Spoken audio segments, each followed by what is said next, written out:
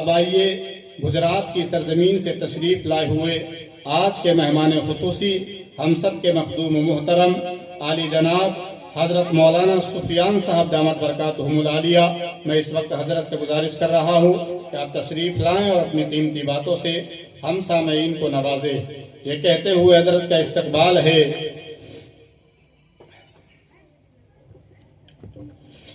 تمام خواہشیں پوری ہو، آب و دانہ ہو، اب اس پہ جی نہیں لگتا، نیا زمانہ ہو،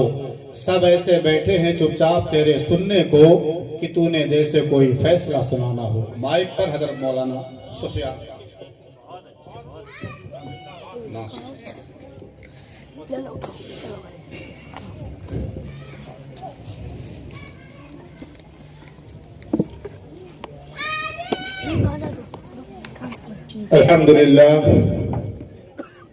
الحمد لله رب العالمين، والصلاة والسلام على سائر الأنبياء والمرسلين وعلى آله وأصحابه أجمعين، أما بعد، فقد قال الله تبارك وتعالى في كلامه المجيد: أعوذ بالله من الشيطان الرجيم، بسم الله الرحمن الرحيم، إنا نحن نزلنا الذكر وإنا له لحافظون،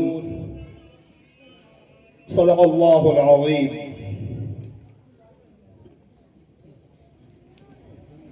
عن عبد الله بن عمرو رضي الله تعالى عنه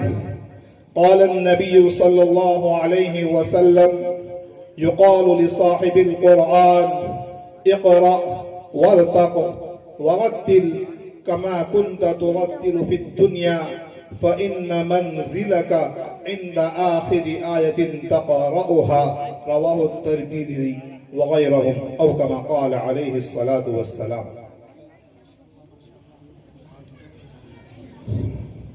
اسٹیج پر رونق افروز علماء کرام اور میرے عزیز ساتھیوں،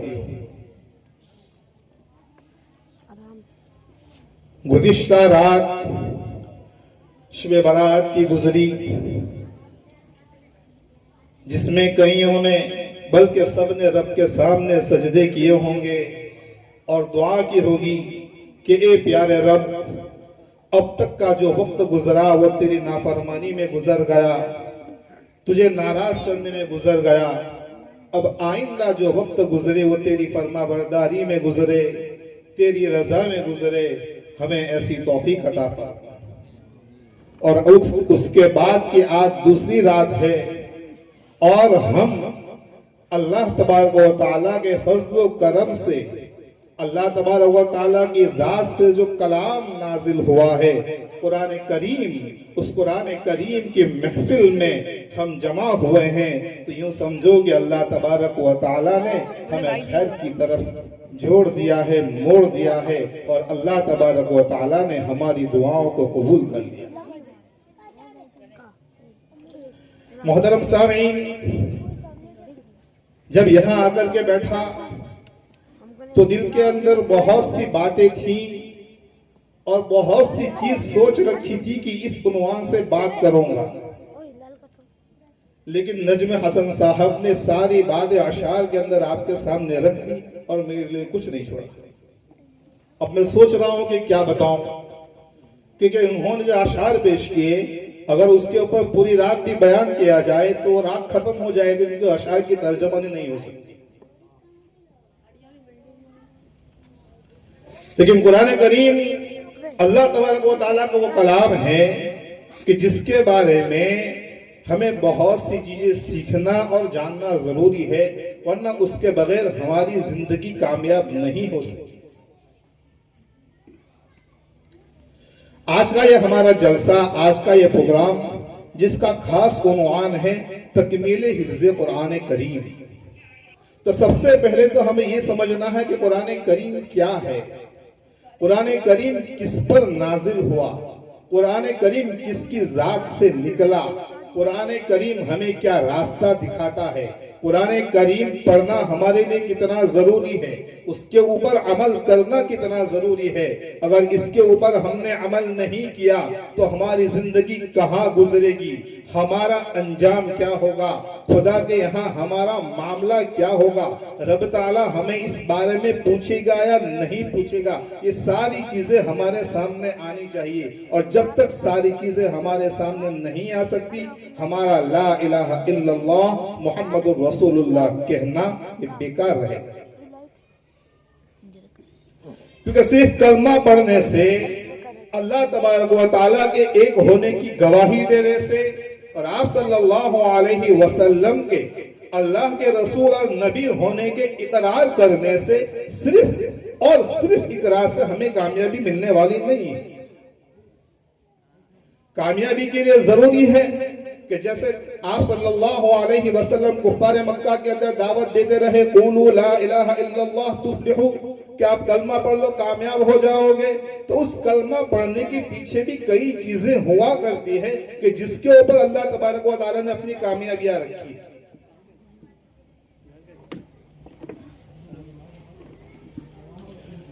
آج قرآن کریم جہاں ہم پورے عالم کے اندر نظر دوڑاتے ہیں تو پوری دنیا کی باطل طاقتیں، دوسرے مذاہب والے مسلمان قوم کو ہر طرح سے قرآن کریم سے دور کرنے کی ہر ممکن کوشش کر رہے ہیں۔ وہ چاہتے ہیں کہ مسلمان طبقہ کس طرح قرآن کریم سے دور ہو جائے،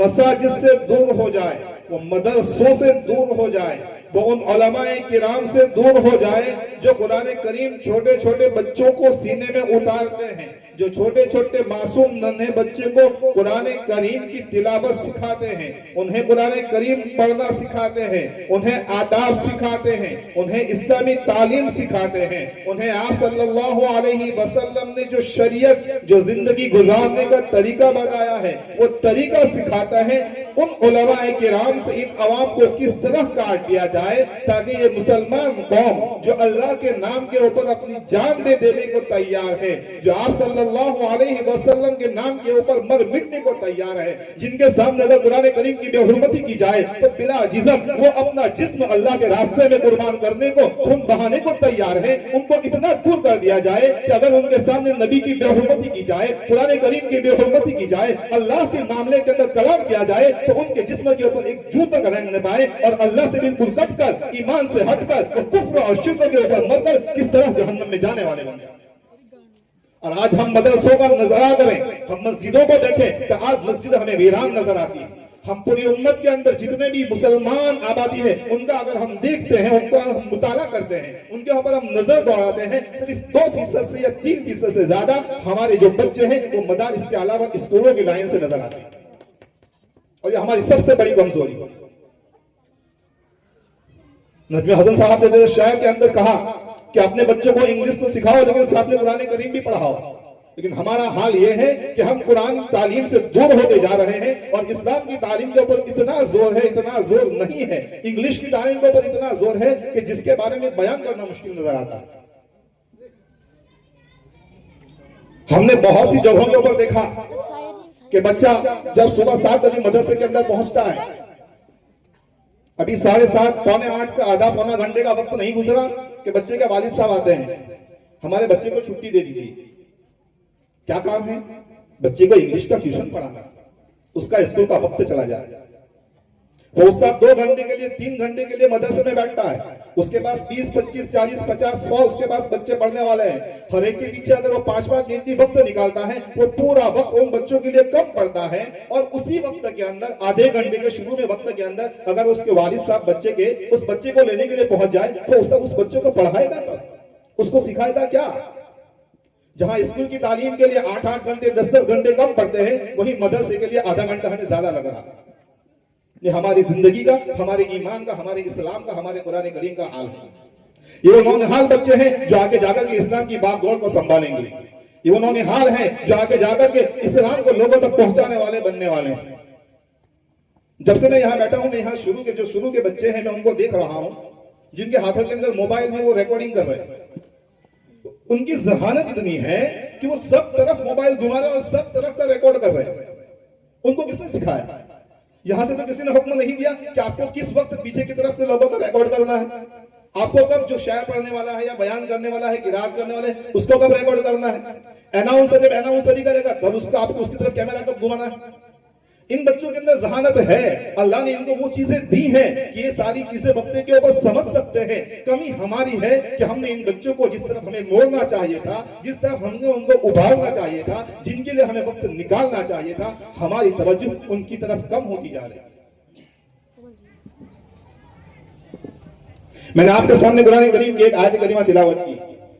اِنَّا نَحْنُ نَزَّلْنَا الذِّكْرَ وَإِنَّا لَهُ لَحَافِظُونَ, جس میں رب تعالیٰ فرماتے ہیں کہ یقیناً یہ قرآن کریم کو ہم نے نازل کیا ہے اور قیامت تک اس کی حفاظت کا ذمہ ہمارے ہے. یہ جو آپ کے سامنے دو حفاظ کرام جن کی خوشی کے اندر یہ آج کا جلسہ رکھا گیا ہے, ذرا سوچئے جہاں آپ صلی اللہ علیہ وسلم نے اپنی پیاری مبارک زبان سے ارشاد فرمایا کہ کل قیامت کے دن صاحب قرآن سے کہا جائے گا یقال لصاحب القرآن اقرأ, قرآن کریم کو پڑھیے. کس طرح ورتل, جس طرح آپ نے دنیا کے اندر قرآن کریم کو میرے حکم کے مطابق جس طرح اس کا حق تھا تجوید کے ساتھ قواعد کے ساتھ جس طرح پڑھنا تھا, جس طرح آپ نے تلاوت کرنی تھی آپ نے تلاوت کی دنیا کے اندر, اسی طرح آپ تلاوت کرتے جائیے. کما کنت ترتل فی الدنیا, دنیا میں پڑھنے کی طرح تلاوت کیجیے. آگے کیا, ذرا سنیے, غور سے سنیے گا کہ اللہ تبارک و تعالیٰ حفاظ قرآن کریم کے لیے اپنے یہاں کیا مقام دے رہے ہیں. جو آپ صلی اللہ علیہ وسلم نے اپنی مبارک زبان سے ارشاد فرمایا فَإِنَّ مَنزِلَكَ عِنْدَ آخِرِ آیَةٍ تَقْرَؤُهَا, کہ یقیناً تمہاری منزل, تمہارا مقام, تمہارا مرتبہ کہاں ہے, وہاں ہے عند آخر آیت تقرؤها, جہاں آپ اپنی آخری آیت قرآن کریم کی آخری آیت کو پڑھیں گے. یعنی اللہ تبارک و تعالیٰ آپ صلی اللہ علیہ وسلم کی مبارک زبان سے ارشاد فرمانا چاہتے ہیں حفاظ قرآن کریم کے لیے کہ کل قیامت کے دن جب سارے لوگوں کا حساب کتاب ہو رہا ہوگا, سب کو ان کے ثواب, ان کے نیکی, ان کے اعمال کے مطابق جب بدلا دیا جائے گا, ان کی نیکیوں کے مطابق ان کو جنت کے اندر درجات دیے جائیں گے, تو حفاظ کرام سے کہا جائے گا کہ تو نے جس طرح دنیا میں قرآن کریم پڑھا تھا اس طرح قرآن کریم پڑھتا جا, ہر ایک آیت کو پڑھ, ایک درجہ اوپر چڑھ, پھر دوسری آیت پڑھ, پھر دوسرا درجہ چڑھ, تیسری آیت پڑھ, تیسرا درجہ پڑھ, چڑھتا جا, پڑھتا جا, پڑھتا جا, چڑھتا جا. اخیر کے اندر آپ پوچھیں گے علماء کرام سے تو بتائیں گے کہ قرآن کریم کے اندر سب کا اس کے اوپر اتفاق ہے کہ 6000 آیت تو ہیں ہی, اس کے اوپر جو آیتیں ہیں اس کے اندر اختلاف ہے, تو حفاظ قرآن کریم کے لیے 6000 درجات تو لازم ہے. اور ہم یہ دعا کرتے ہیں کہ جتنے حفاظ قرآن کریم ہیں اللہ تبارک و تعالیٰ ان کو درجات نصیب عطا فرمائے. جب یہ حفاظ کرام آپ صلی اللہ علیہ وسلم کا ارشاد بھی ہے ایک حدیث کے اندر کہ حفاظ قرآن کرام کے لیے, والدین کے لیے ایک ایسا تاج پہنایا جائے گا کل قیامت کے دن جو سورج سی روشنی سے زیادہ روشن ہوگا. تو ذرا سوچیں ہم کہ جب یہ حفاظ کرام کو کل قیامت کے دن جب اللہ تبارک و تعالیٰ ان کے والدین کو ان کی حفظ قرآن کریم کی وجہ سے تاج پہنائے گا, تو اس وقت ہمیں بھی رشک ہوگا, ہمارے دل کے اندر بھی یہ احساس ہوگا کہ کاش کہ ہم نے ہمارے بچے کے پیچھے بھی محنت کی ہوتی, ہم نے اسے بھی مدرسے کے اندر بھیجا ہوتا, ہم نے اسے بھی قرآن کریم کا حافظ بنایا ہوتا, ہم نے اسے بھی دین کے پیچھے لگایا ہوتا, ہم نے گاڑی پہ پسینے کی کمائی ان کے پیچھے لگائی ہوتی, انہیں دین سکھایا ہوتا, تاج ہمیں بھی یہ تاج نصیب ہوتا. آج ہمیں احساس نہیں ہوتا. میں آپ کو چھوٹی سی مثال کی طرف لے چلتا ہوں. دنیا کے اندر ہر دن نئے فون ایجاد ہوتے رہتے ہیں اور اس کا کریز لوگوں کے اندر پاگل پن بڑھتا رہتا ہے. جیسے ہی نیا فون لانچ ہوا, ایک ساتھی نے خریدا, گاؤں کے اندر دوسرا دوست دیکھ کر کے نہیں مجھے بھی خریدنا, اور وہ کس طرح خریدنا ہے وہ اس کی ہر ممکن کوشش کر گزرتا. اب اس کے لیے اس کو جو کرنا پڑے وہ کوئی راستہ نہیں دیکھتا. تو جب دنیا کی ایک چیز کے لیے کہ جو وقت کے ساتھ ختم ہو جائے گی, آج ایک نیا فون نکلا, 2 ہفتے بعد اسی کے دوسرا اونچا ماڈل نکلنے والا ہے, پھر بھی ہم اس نئے فون کو خریدنے کے لیے ہر ممکن کوشش کرتے ہیں. قرآن کریم وہ نعمت ہے کہ جس کے مقابل دوسری اونچی کوئی چیز قیامت تک آنے والی نہیں, اس کے زبردست پیش کے اندر قیامت تک کوئی فرق پیدا نہیں کر سکتا. تو ہم دنیا کی چیز کے پیچھے اتنی کوشش کرتے ہیں, تو قرآن کریم کے پیچھے ہم اتنی کوشش کیوں نہیں کرتے؟ ہم ہماری زندگی کا مطالعہ کریں کہ ہماری زندگی کہاں گزر رہی ہے. صبح سے لے کر شام تک ہم پورے دن کے اندر قرآن کریم کی کتنی تلاوت کرتے ہیں. قرآن کریم تو وہ ہے کہ جس کے بغیر ہماری نماز بھی صحیح نہیں ہوتی, اور نماز وہ ہے کہ جس کے بغیر ایمان قبول نہیں ہے. کلمہ پڑھنے کے بعد جو سب سے پہلی چیز ہے وہ نماز ہے, اور آپ صلی اللہ علیہ وسلم نے فرمایا نماز تو میری آنکھوں کی ٹھنڈک ہے. جب ہمارا قرآن ہی نہیں ہے, ہمیں قرآن کریم پڑھنا نہیں آتا, تو ہم نماز کیسے پڑھیں گے؟ اب جب نماز ہی نہیں ہے, اللہ ناراض. ان الصلاۃ کانت علی المؤمنین کتابا موقوتا, قرآن کریم کا اعلان ہے کہ نماز ہر مسلمان کے اوپر, ہر مومن مرد اور عورت کے اوپر اپنے وقت کے اوپر فرض ہے. اور نماز وہ چیز ہے جو اسلام اور کفر کے درمیان ایک دیوار کھڑی کر دیتا ہے. جس نے نماز کو ختم کر دیا گویا کہ وہ کفر کے اندر داخل ہو گیا. جب ہمارے پاس قرآن جیسی دولت ہی نہیں ہے تو ہم قرآن کریم پڑھ ہی نہیں رہے, تو ہماری نمازیں کہاں جائے گی؟ کیا اللہ ہم سے راضی ہوگا؟ کیا ہمیں جنت ملے گی؟ کیا اللہ کا رسول ہم سے خوش ہوگا؟ یہ سارے سوال ہمارے سامنے آ کر کھڑے ہوتے ہیں. میں بڑے ہی ادب و احترام کے ساتھ ان والدین سے عرض کرنا چاہتا ہوں, یہاں مائیں بہنیں بیٹھی ہیں, یہاں ان بچوں کے والدین بیٹھے ہوئے ہیں. میں ان کی خدمت میں بڑے ہی دل کے درد کے ساتھ یہ کہنا چاہتا ہوں کہ یہ بچے امت کا سرمایہ ہیں. یہ آپ کی اولادیں ہیں یقیناً, لیکن یہ صرف آپ کی اولاد نہیں ہے, یہ پوری امت میں بسنے والے تمام مسلمانوں کے لیے ایک رہبر بننے والے ہیں, یہ رہنما بننے والے ہیں. ہمارے ماؤں کے اوپر بہت زیادہ توجہ دینا چاہوں گا. میں اس کی خدمت میں عرض کروں گا کہ اپنے بچوں کے اوپر خوب توجہ دیں. آج کل یہ حال ہے کہ ہمارے بچوں کو گھر کے اندر اسکول کی تعلیم کے بارے میں تو پوچھا جاتا ہے, لیکن مدرسے کی تعلیم کے بارے میں کوئی سوال نہیں ہوتا. بچہ مدرسے میں کیا پڑھ کے آیا ہے, اس سے کیا سیکھ کے آیا ہے, اس کے بارے میں کوئی سوال نہیں ہوتا. لیکن اسکول کی تعلیم کے بارے میں پہلے سوال ہوتا ہے کہ بچہ آج اسکول میں کیا پڑھ کر گیا ہے. اس میں ان ماؤں کو خوب توجہ دلانا چاہتا ہوں کہ مائیں جو وہ ہے, ماں بچوں کا پہلا مدرسہ ہوا کرتی ہے. مائیں جو بچوں کو سکھاتی ہے بچے وہی سیکھتے ہیں. والد باپ تو اس کے بچے کے لیے کمانے کے لیے گھر سے باہر نکل جاتا ہے, صبح سے لے کر رات تک وہ روزی کمانے کے اندر لگا ہوا ہے. ساری ذمہ داری ماؤں کے اوپر آتی ہے. وہ ان نونہالوں کو سنبھالیں, ان کے دلوں کے اندر قرآن کریم کی اہمیت بٹھائیں, ان کو قرآن کریم کے اوپر خوب توجہ دلائیں, تاکہ یہ بچے, یہ امت کا سرمایہ, جس طرح آج اسلام اور اسلام کے پیچھے پڑنے والے, اسلام کو ختم کرنے کی کوشش کرنے والے جو لوگ ہیں, ان کے سامنے ڈٹ کر کے کھڑے ہو جائیں, ان کا مقابلہ کریں, اور اسلام کو لوگوں کے اندر, لوگوں تک پہنچانے والے, لوگوں کو مسجدوں تک لے جانے والے, مدارس تک پہنچانے والے, لوگوں کو اللہ کی طرف بلانے والے, آپ صلی اللہ علیہ وسلم کی سنتوں کو زندہ کرانے والے, لوگوں کو جنت کے راستے کے اوپر لے جانے والے اور جہنم کے راستے سے بچانے والے بن جائیں. قرآن کریم کے اندر اللہ تبارک و تعالیٰ نے ارشاد فرمایا قل ان کنتم تحبون اللہ فاتبعونی یحببکم اللہ. اللہ تبارک و تعالیٰ اپنے محبوب سے کہہ رہے ہیں کہ میرے محبوب آپ لوگوں سے کہہ دیجئے قل ان کنتم تحبون اللہ, کیا آپ چاہتے ہو کہ اللہ تبارک و تعالیٰ تم سے محبت کرے, فاتبعونی, میری اتباع کرو.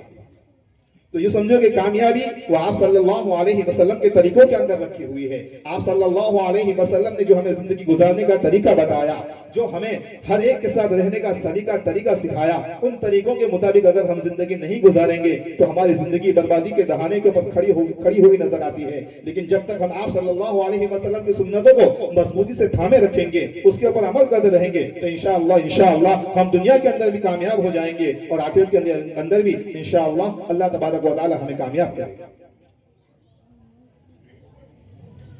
محترم سامعین, وقت بہت ہو چکا ہے. دو موضوع ہیں, ایک تکمیل حفظ قرآن کریم, اس کی اہمیت, دوسری ہے شادی, کھانا آبادی. شادی کھانا آبادی کے عنوان سے کچھ باتیں عرض کر دینا ضروری سمجھتا ہوں. آج کل کا جو ماحول ہے اتنا پرفتن اور خطرناک ہو چکا ہے کہ جس کی کوئی انتہا نہیں ہے. آپ نے دیکھا ہوگا اور سنا ہوگا کہ زندگی کے کئی سال ایک ساتھ بتانے کے بعد بھی, 15 سال 20 سال 25 سال نکالنے کے بعد بھی طلاق تک نوبت پہنچ رہی ہے. اور اس کی وجہ کیا ہے؟ جب تک یہ وجہ ہم نہیں سمجھیں گے ہمارے لیے بھی آگے مسائل کھڑے ہیں. اور اس کے لیے سب سے بڑا ذمہ دار جو میں سمجھتا ہوں کہ ہمارا جو مرد کا طبقہ ہے وہ ہے. جتنی چیزیں دیکھی جاتی ہے اس کے اندر یہ ہے کہ مرد حضرات جب باہر نکلتے ہیں, جب دوستوں کے بیچ میں رہتے ہیں, تو بڑی ہنسی خوشی کا ماحول ہوتا ہے, بڑے خوشحال نظر آتے ہیں, ہنسی مذاق نظر آتی ہے. لیکن جب وہی مرد گھر کے اندر پہنچتا ہے تو ایسا معلوم ہوتا ہے کہ کسی ایک جہنم کے اندر آ کر کھڑا ہو گیا. اس کے چہرے کے اوپر کوئی ہنسی نہیں, کوئی خوشی نہیں, کوئی مسکان نہیں. اس کو ایسا نہیں لگتا کہ اپنے گھر کے اندر آیا. حالانکہ وہ نکلتا ہے اسی گھر والے افراد کے لیے کمانے کے لیے, انہی کی ذمہ داری ادا کرنے کے لیے وہ گھر سے باہر دن رات محنت کرتا ہے، لیکن جب وہی مرد گھر کے اندر پہنچتا ہے تو اس کے چہرے کے اوپر اپنے بیوی کو دیکھ کر، اپنے بچوں کو دیکھ کر جو خوشی نظر آنی چاہیے وہ نظر نہیں آتی۔ آخر یہ معاملہ کہاں بگڑا؟ ایسا کیا ہوا کہ ہمیں گھر کے اندر خوشی نظر نہیں آتی؟ تو ہر ایک کا معاملہ اپنے دل کے ساتھ ہے۔ ہم اپنے دل کا جائزہ لیں، اپنے پورے دن کا جو روٹین ہے اس کو چیک کریں، اس کو ہم سوچیں، اس کے اندر ہم سوچیں، غور و فکر کریں کہ ہمارا معاملہ اس وجہ سے بگڑا۔ ایک میاں بیوی کے اندر جب تک آپس میں سوچ سمجھ نہیں ہوگی، وہ جب تک ایک دوسرے کو اچھی طرح سے نہیں سمجھیں گے، تب تک یہ زندگی کا راستہ کٹنے والا نہیں ہے۔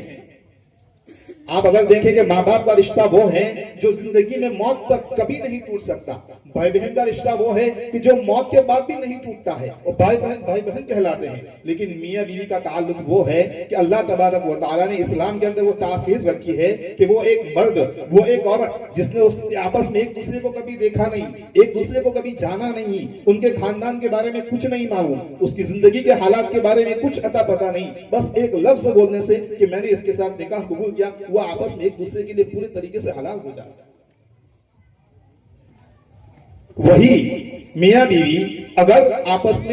کی ایک دوسرے کی سمجھداری سے زندگی نہیں گزارتے اور مرد نے غصے میں آ کر کے اگر لفظ طلاق بول دیا تو وہ ایک دوسرے کے لیے ہمیشہ کے لیے حرام ہو جاتے ہیں تین طلاق کہنے کے اوپر۔ تو یہ رشتہ کبھی بھی ٹوٹ سکتا ہے، کبھی بھی جوڑ سکتا ہے، لیکن یہ اللہ تبارک و تعالیٰ کی بہت بڑی نعمت ہے، کیونکہ اللہ تبارک و تعالیٰ نے انسان کے اندر ایک چیز ہے، خواہش رکھی ہے، اور یہ حلال طریقے سے جتنی ادا ہو اس کے اندر اللہ تبارک و تعالیٰ نے کامیابی رکھی ہے۔ اس لیے آپ دیکھیں گے کہ جب اللہ تبارک و تعالیٰ نے دنیا کے اندر تمام انبیاء کرام کا جب سلسلہ شروع ہوا تو سب سے پہلے حضرت آدم علیہ السلام کو دنیا کے اندر جب بھیجا، اس سے پہلے آدم علیہ السلام کی پیدائش کے بعد اللہ تبارک و تعالیٰ نے جس کو پیدا کیا ہے سب سے پہلے وہ کون تھی؟ ماں حوا، جو ان کی اہلیہ محترمہ جو بیوی تھی۔ ماں باپ کی پیدائش کا ذکر نہیں ہے، اولاد کی پیدائش کا ذکر نہیں ہے، وہاں ماں حوا کا ذکر ہے کہ حضرت آدم علیہ السلام کی پسلی سے، اس پسلی سے جو دل کے قریب ہے، وہاں سے ماں حوا کو پیدا کیا تاکہ اس پسلی سے پیدا ہونے والی عورت ان کے دل کا سکون بن جائے۔ کہ مرد جب گھر میں پہنچتا ہے تو ماں کو دیکھنے کے بعد جو سکون ملتا ہے وہ سکون کا مسئلہ الگ ہے، بچے کو دیکھنے کے بعد جو سکون کا مسئلہ جو ہے وہ الگ ہے، والد صاحب کو دیکھنے کے بعد اس کی آنکھوں کو ایک تسکین پہنچتی ہے وہ الگ ہے، اور بیوی کو دیکھنے کے بعد جو تسکین پہنچتی ہے وہ ایک الگ لیول ہے۔ اور اس رشتے کو سنبھالنا ہمارے لیے بہت ضروری ہے۔ ہم اس بات کو سمجھیں کہ ایک عورت جس نے اپنی زندگی کے 20، 22، 25 سال اپنے ماں باپ، اپنے بھائی بہنوں کے ساتھ گزارے ہیں، وہ ایک لفظ کہنے کے اوپر اپنا سب کچھ چھوڑ چھاڑ کر کے آپ کے ساتھ رہنے کی آ رہی ہے۔ اس کو پتا نہیں ہے کہ وہاں کا ماحول کیا ہے، وہ اپنے کھانے کا طریقہ اس کا الگ ہے، یہاں جانے کے بعد اس کا کھانے کا معاملہ کیا ہوگا، وہ ساری چیزوں سے انجان ہے، لیکن وہ اس کے اندر ڈھلنے کے لیے تیار ہے۔ وہ سب کچھ چھوڑ چھاڑ کے اپنا سب کچھ آپ کے حوالے کر رہی ہے، تو اب مرد کے ذمہ ہے کہ اس نازک عورت کو، اس صنف کو سنبھالنا یہ مرد کی ذمہ داری بنتی ہے۔ وہ اپنے اچھوتے انداز میں، اپنے پیار بھرے انداز میں اس نکاح کے معاملے کو سنبھالے۔ گھر کے اندر کہتے ہیں کہ کچن کے اندر برتن ہوتے آپس میں ٹکراتے رہتے ہیں، گھر کا معاملہ ایسا ہے جہاں آپس کے اندر رہتے ہیں کچھ چھوٹی موٹی باتیں ہو جایا کرتی ہیں۔ مرد وہ سربراہ ہے کہ جس کے اندر اللہ تبارک و تعالیٰ نے وہ عقل رکھی ہے، وہ صلاحیت رکھی ہے کہ وہ سارے معاملے کو اچھی طرح سے سنبھال سکتا ہے۔ وہ ہر ایک کو معاملے کو، چاہے وہ والدین کے حساب سے ہو، اپنے اہلیہ کے حساب سے ہو، ان چیزوں کو سنبھال کر کے رکھے گا، ان دونوں کے بیچ میں آپس میں اچھی طرح سے بالکل معاملے کو درمیان برابر سرابر رکھے گا، اس میں توازن بنائے رکھے گا، اس وزن کو برقرار رکھے گا، تو انشاءاللہ اللہ تبارک و تعالیٰ موت تک کا سفر آسان کر دے گا۔ یہ مرد کی ذمہ داری ہے، ہر ایک سمجھدار ہے۔ اللہ تبارک و تعالیٰ ہمیں ازدواجی زندگی کو جو آپ صلی اللہ علیہ وسلم نے گزاری ہے اس کے مطابق، آپ صلی اللہ علیہ وسلم نے زندگی گزار کر کے ہمیں بتا دیا، اس کے مطابق ہمیں گزارنے کی توفیق عطا فرمائے، اور اسلام کی جو تعلیم ہے اس کے مطابق ہمیں زندگی گزارنے کی توفیق عطا فرمائے۔ قرآن کریم کی اہمیت ہمارے دلوں کے اندر ڈال دے، نماز کی اہمیت ڈال دیں، اور آپ اللہ تبارک و تعالیٰ ہم تمام سے راضی ہو جائے، ایسے فیصلے فرمائیں۔ جانے سے پہلے میں آپ سب کا شکریہ ادا کرنا چاہتا ہوں کہ آپ سب نے مجھے سنا، مجھ سے ایسی کوئی بات نکل گئی ہو جس سے آپ کو برا لگا ہو، آپ کو ذہن کو، دل کو تکلیف پہنچی ہو تو مجھے معاف فرمائیں۔ اور اس کے بعد میں جو سب سے زیادہ شکر گزار ہوں وہ ہمارے عبد الواجد صاحب کا ہوں۔ کہ یہ اپنے ان بھائیوں کو ان بچوں کو لے کر کے مدرسے تک پہنچے. ان کے پیچھے اعتبار سے انہوں نے محنت کی, ان کے اعتبار سے جو انہوں نے محنت کی ہے, میں نے اپنے آنکھوں سے دیکھا ہے ان کو کہ دن رات کس طرح ان کے پیچھے لگے ہوئے ہیں, ان کی تعلیم کی کتنی فکر کرتے ہیں, چاہے وہ جانی اعتبار سے ہو, مالی اعتبار سے ہو. انہوں نے بہت سارا وقت دیا ہے, تب جا کر کے قریباً 4-5 سال کے اندر یہ بچے حافظ قرآن کریم ہوئے ہیں. یقیناً ان بچوں کے حافظ قرآن کریم ہونے کے پیچھے ان کا بہت بڑا ہاتھ ہے. اللہ تبارک و تعالیٰ سے دعا ہے کہ اللہ تبارک و تعالیٰ ان کو بہترین بدلہ عطا فرمائے, اللہ تبارک و تعالیٰ ان کو بے انتہا قبول فرمائے. فجزاکم اللہ احسن الجزاء وآخر دعوانا ان الحمد للہ رب العالمین.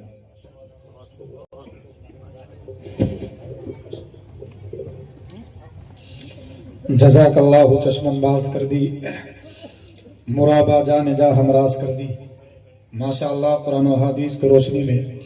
ایک اہم پیغام, ایک اہم خطاب ابھی ہم نے اور آپ نے سماعت کیا